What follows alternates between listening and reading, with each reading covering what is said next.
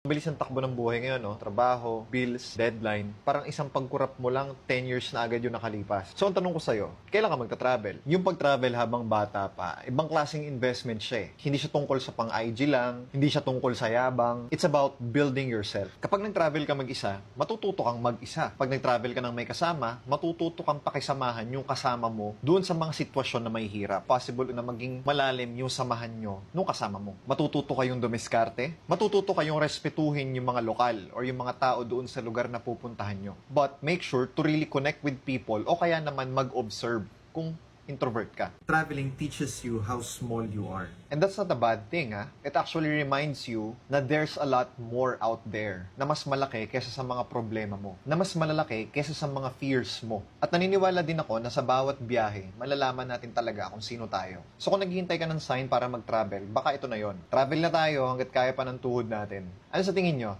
Let me know your thoughts.